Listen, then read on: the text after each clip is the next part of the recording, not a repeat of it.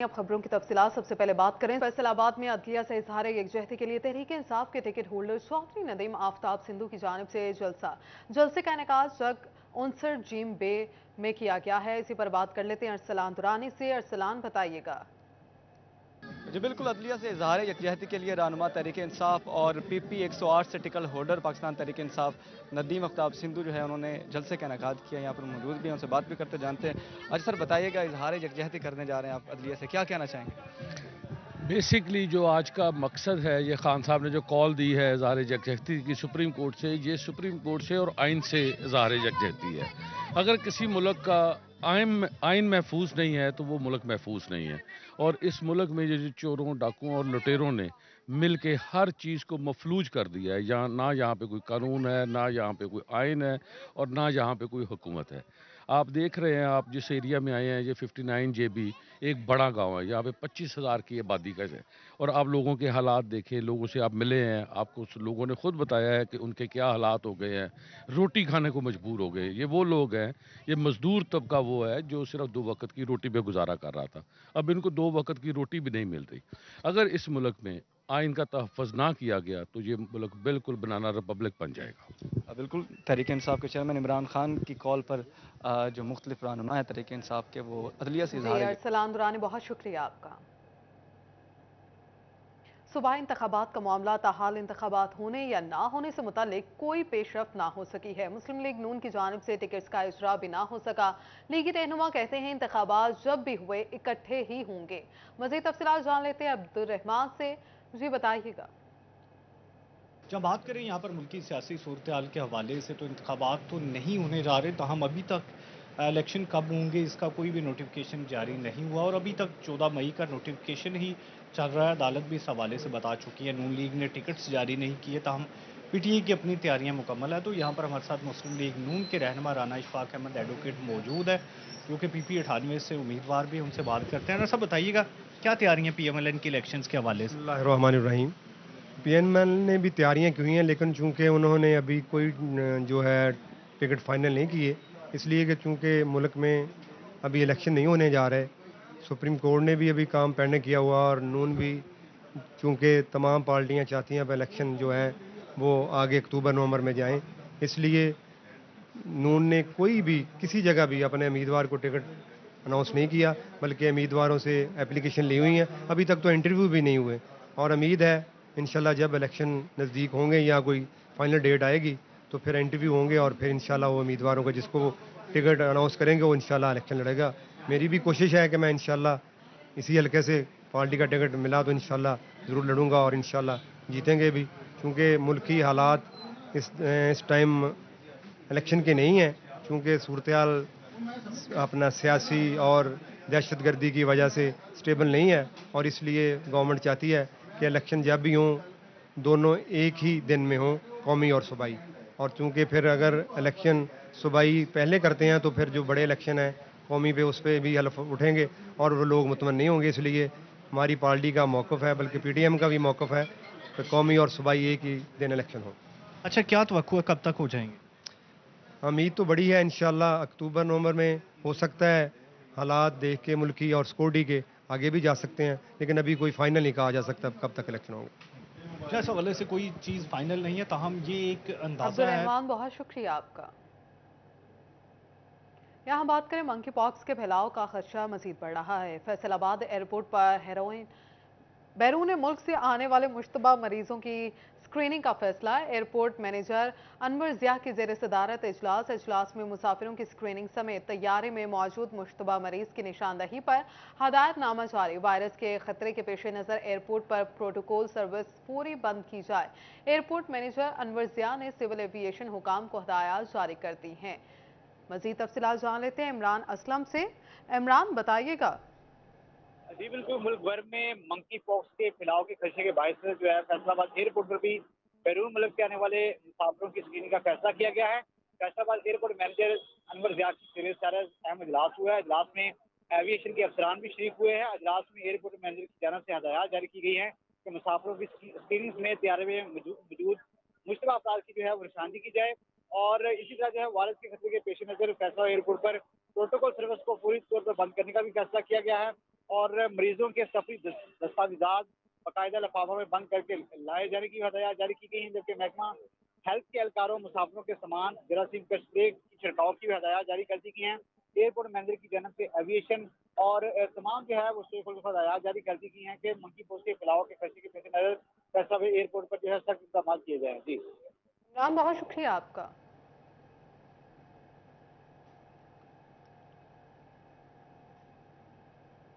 Deputy commissioner ने सरकारी इदारों की जानिब से बने वाटर फिल्ट्रेशन प्लांट्स के साथ NGOs और फलाही तंजीमों की जानिब से लगाए गए फिल्ट्रेशन प्लांट की मुरम्मत और बहाली के हवाले से इकदाम की हदायत जारी कर दी हैं। वकास बेग हमारे साथ मौजूद हैं, तफसीलात उनसे जानेंगे।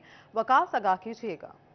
जी बिल्कुल, फैसलाबाद के शहरियों को साफ पानी की फराहमी के लिए तमाम तर अदारे जो हैं वो इस वक्त मुतहरक हो चुके हैं। डिप्टी कमिश्नर फैसलाबाद अली अनान कमर की जानिब से असिस्टेंट कमिश्नर्स को हिदायत भी जारी की गई हैं, जबकि इसके साथ साथ म्यूनसिपल कमेटी को भी हिदायत जारी की गई हैं कि अपने अपने एरियाज़ में आने वाले तमाम तर वाटर फिल्ट्रेशन प्लांट जो पहले से बंद पड़े हैं उन्हें भी मुकम्मल फ़ाल किया जाए और जो पहले से फ़ाल हैं उनको मज़ीद बेहतर अंदाज में ना सिर्फ एक्टिव रखा जाए ताकि शहरी जो है साफ़ पानी हासिल कर सके। हमारे साथ भी मौजूद होंगे, इनसे पूछेंगे। सर, फैसलाबाद एक बड़ा शहर है, पानी का मसला यहाँ पर रहता है। पानी की जो टेम्परेरी तौर पर बनाए गए कुछ फिल्ट्रेशन प्लांट थे वो भी बंद पड़े हैं और जो मुस्तकिल फिल्ट्रेशन प्लांट कुछ बंद हैं, कुछ जो है वो नकारा हो चुके हैं बिल्कुल। उनके हवाले से क्या हिदायत जारी की गई हैं और किस तरह से इसको मुकम्मल फ़ाल किया जाएगा और कब तक मुमकिन हो सकेगा ये? जी बहुत शुक्रिया जी, आपने बड़े एक अहम सब्जेक्ट पे आज इशारा किया है। CM पंजाब का, गवर्नमेंट ऑफ पंजाब का ये बड़ी क्लियर डायरेक्शंस आई हैं कि टोटल फैसलाबाद हमारे पास हैं 125 वाटर फिल्ट्रेशन प्लांट मुख्तलिफ इदारों के, म्यूनसिपल कमेटी के, लोकल गवर्नमेंट्स के, पब्लिक हेल्थ डिपार्टमेंट के, कुछ डोनर्स ने भी दिए हुए हैं। डायरेक्शन ये आई है कि इन तमाम के तमाम को इंश्योर किया जाएगा चल रहे हैं, जो चालू उनकी मेंटेनेंस की जाए और जो ख़राब है उनको चालू करवाया जाए। उसलिए हमने जो मुखैर हजरात हैं, जो NGOs हैं, उनसे रब्ता किया है और हमने with in the next 15 days ये इंश्योर करना है कि पूरे फैसलाबाद में जो 125 लगे हुए हैं प्लांट वो तमाम के तमाम चालू हों इंशाल्लाह।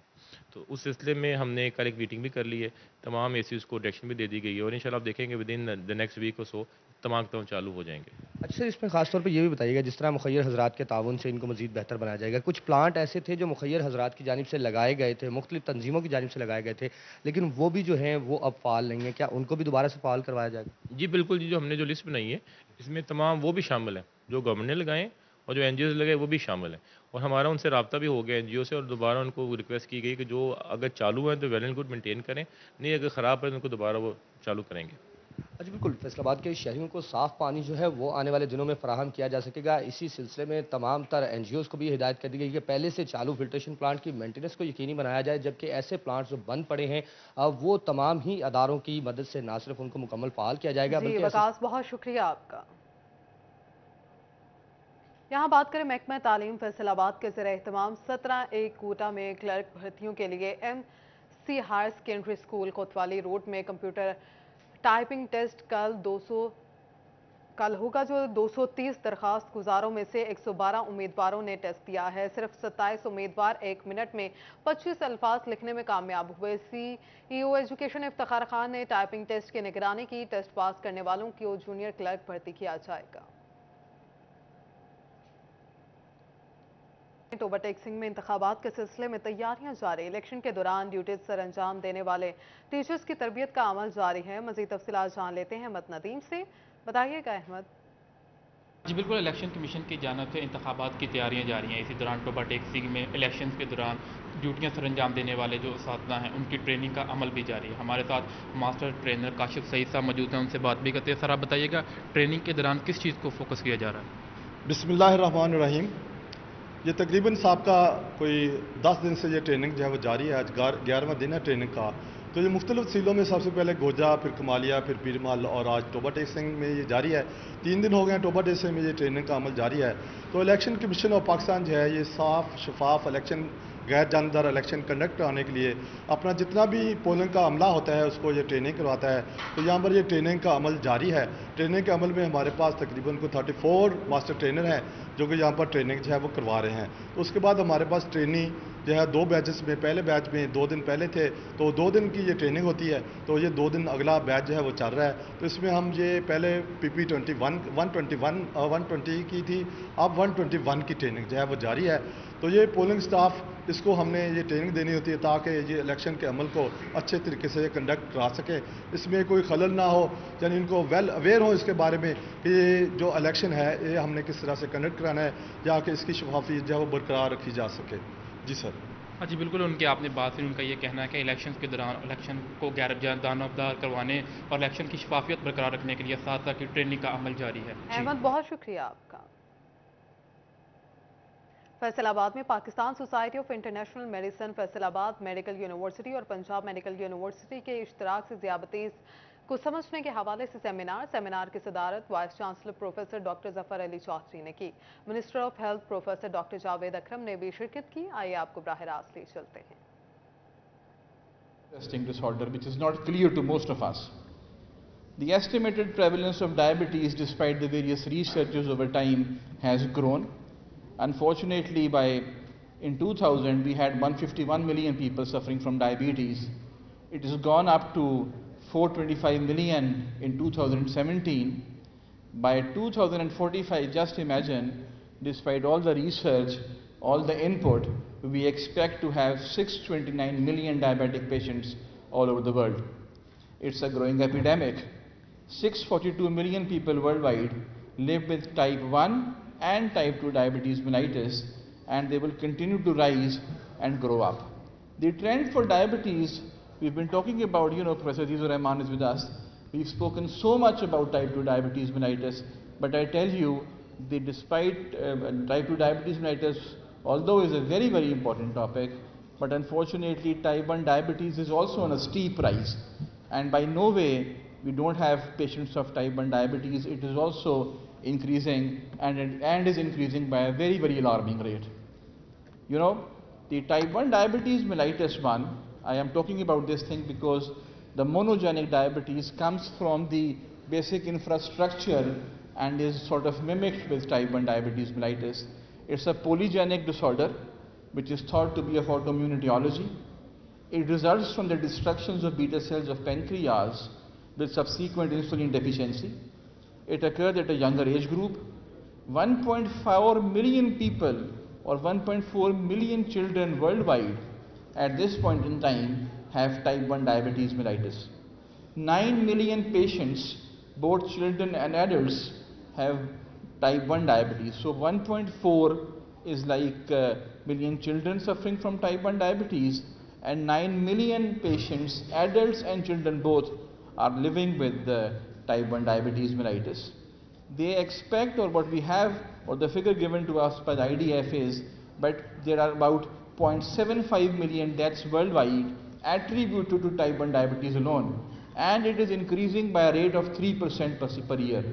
The only way to treat type 1 diabetes is insulin, which is required to maintain plasma glucose levels to within physiological limits.